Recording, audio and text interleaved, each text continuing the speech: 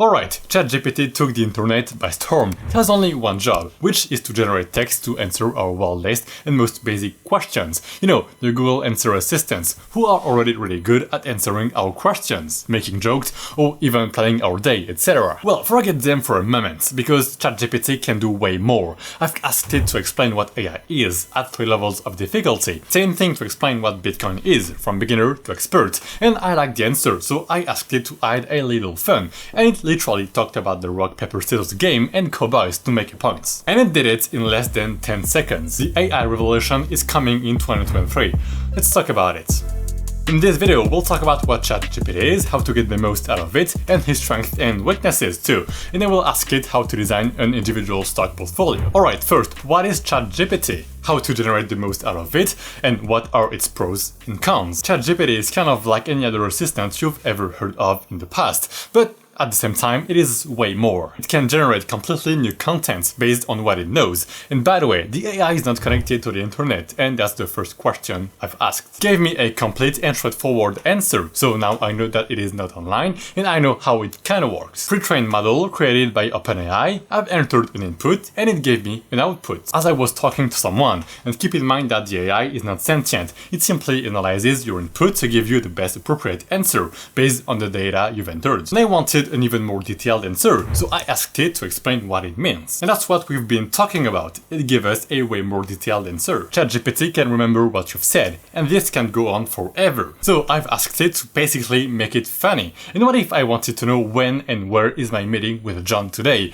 Of course, it does not know me, so it cannot have access to my personal data. But the interesting part is that it perfectly analyzed my input, and it knows what my keywords are. It knows I'm looking for a schedule in order to meet John. But what can't it do? So I asked it to tell me what happens after 2021, and it simply does not know. And that totally makes sense, as it is a pre-trained model. Alright, first, I want ChatGPT to help me get started in the investing world. Well, then ask it to build an individual stock portfolio, but let's start small. So, how to invest in the stock market for beginners. And there we go. It made a list of 7 steps to follow to start investing in the stock market. But I already forgot since it's a bit long, so let's ask it to summarize what it just said. Right, so first, educate yourself on the basics of investing, so read books and talk to people who know already more than you, etc, etc. Well, it got that part right, but let's be honest, if I was a beginner who does not know anything about investing, this would probably not help me a lot, since the answer is a little too generic to be relevant. You know, so how to educate yourself, how to diversify, what does it mean to start small and regularly, like $10 a week or $1,000 a month. Alright, we already know a lot about what it can and cannot do, so let's try to make it answer some of the most interesting questions about finance. First, make a market bidding ETF. Or in other words, I want ChatGPT to generate an output on what it thinks are the best stocks to beat the market. So I asked it to simply make a market bidding ETF. The only drawback is that it understands what I'm saying, but it cannot create an ETF as it goes against its own rules, so we have to trick it. So I tried to make it generate a stock portfolio by being more detailed and descriptive. Please generate a stock portfolio based on sectors for a 15-year investing horizon. And that's already much better. It is now telling me what I may consider for a 15-year investing horizon: technology, healthcare, financials, consumer staples, and energy. It also told me which companies I might want to choose, like Apple, Microsoft, or Amazon in the technology sector.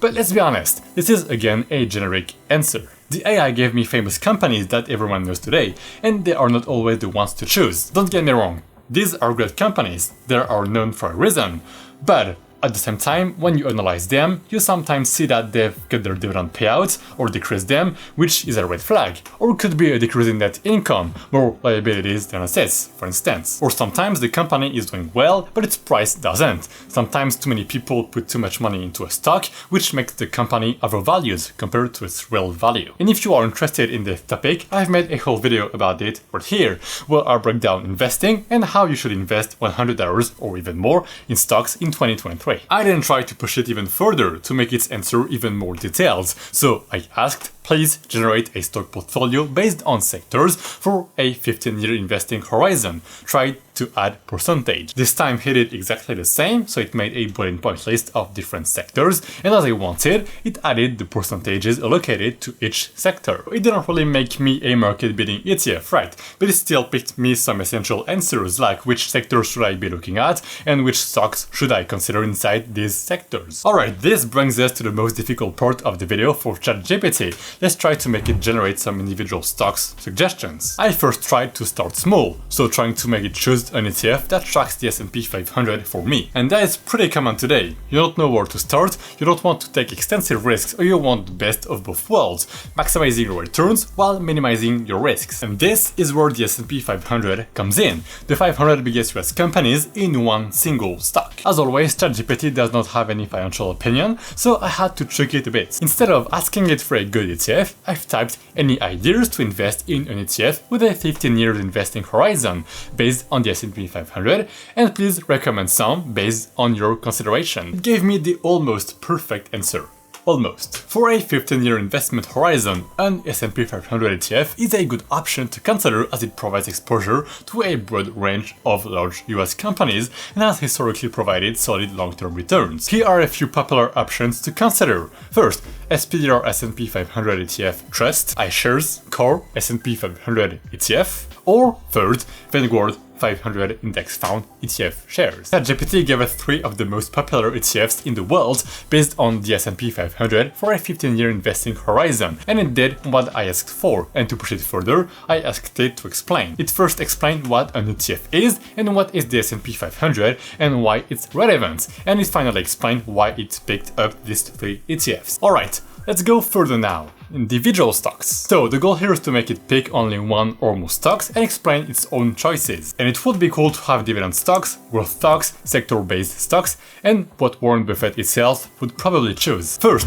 what would the ideal stocks be for a long-term investment horizon? So it did provide a list of long-term strategies, like blue chip and well-established companies, competitive advantage, etc. But it's still too generic. So next, any idea of large cap stocks I might want to buy and hold for a 15-year investing horizon. And that is already much better. Large cap stocks are well-established companies with a proven track record of stability and growth. Here are a few examples of large cap stocks that you may want to consider holding for a 15-year investment horizon. Tech companies, Microsoft, Apple, Amazon, Alphabet or Google.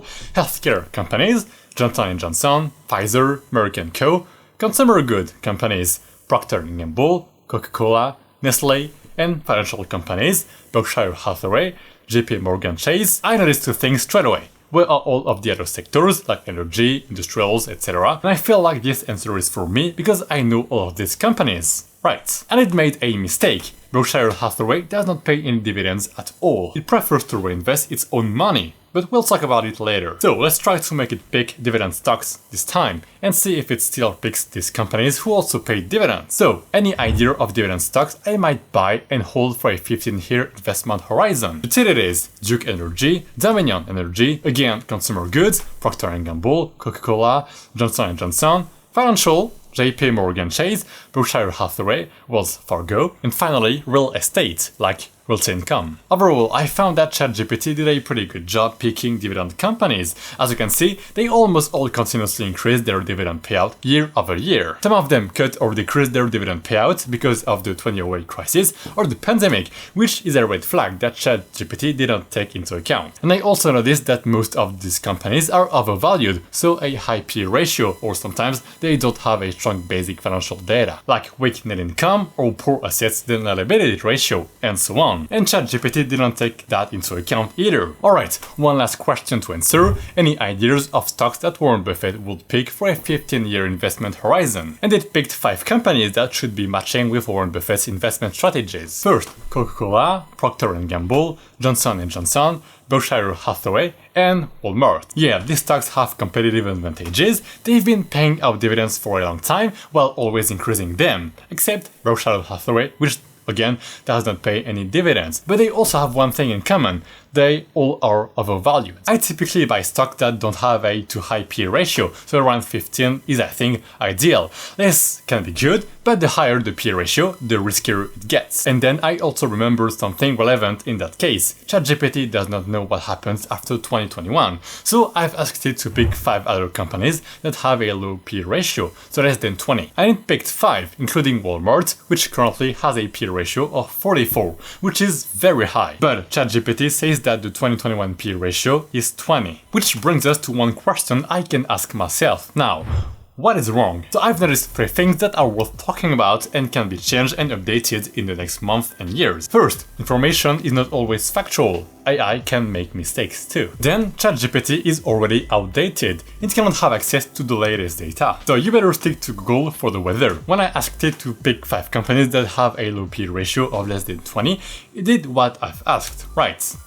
But in the wrong year. ChatGPT does not know what happens after 2021 again, so nothing about 2022 or 2023 yet. Walmart is currently overvalued, but ChatGPT does not know that, so it gave me the 2021 value of 20. I think it could still know that ChatGPT itself is outdated. It could pop up a reminder or something. Right? Third, ChatGPT does not always give the most relevant answer. So I asked it to pick stocks. It gave me the most popular ones. Could be dividend stocks, growth stocks, or any other stocks in any other sectors. So for the average investor or the beginner, this does not work. Alright, I asked ChatGPT to make the outro and summarize the video. So here it is. ChatGPT is a pre-trained language model created by OpenAI. It can generate new content based on user input and respond to questions. However, it is not connected to the internet and is not sentient. It can answer questions about finance, but its answers may be generic. It cannot create an ETF, but it can generate a stock portfolio based on user inputs. However, the AI's responses are not always the best choice, and it's important to educate oneself and make informed decisions when investing in the stock market. And if you want to know more about investing, this video will help you understand why the 4% rule does not work anymore. And if you want to follow my investing journey, this video is right here. Thank you so much for watching. Feel free to leave a comment down below, subscribe if you want